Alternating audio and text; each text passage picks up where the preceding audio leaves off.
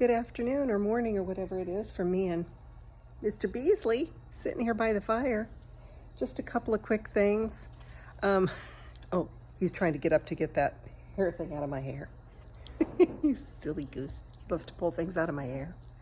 Hope you all are having a good day out there. Hey, I just wanted to mention, I noticed that sometime, I think yesterday, today maybe, whenever, I turned over to 555 subscribers. 5 is my lucky number, so I wanted to acknowledge that like, wow.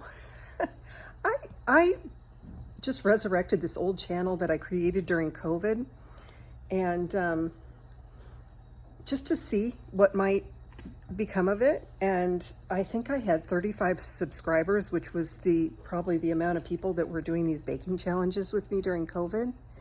And I just thought, I'll see what I have to offer, and if anybody is interested in picking up what I'm laying down. And that was like in October.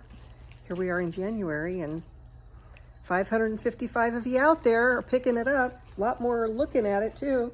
So thanks for hanging in there with me. If you were the latest subscriber, which would probably be yesterday or even like today, welcome aboard. Thank you for tipping over to 555. That has been my lucky number, the number 5, for a long, long time, and for a variety of reasons. So this feels like an auspicious moment to acknowledge. And so I just got to show this. Stop. Mr. Beasley's 22 weeks now, and he weighs 14.2 pounds. So he's a little bit on the high side of his trajectory. We were hoping he was going to be a small dog, like under 25 pounds, but I keep plugging the numbers into these calculators, predictors for the adult dog size. And like at one point, one of them said 50 pounds. Now they're saying more like 30. So yeah, he'll be whatever he's going to be. But he's playing with his Chinese stick in his face. I don't know if you can see it. His Chinese food container thing. Anyway, it had a bunch of these little things you stuff in it and hide the treats. Anyway, enough about Mr. Beasley.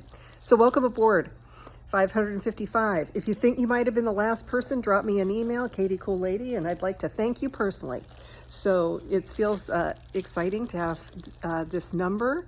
We'll see how long we rest on 555. I had no idea what this was going to turn into, but thanks for following along. And then in other news, if anybody saw my video yesterday, I bought all this stuff at this olive oil and vinegar store, including this dish.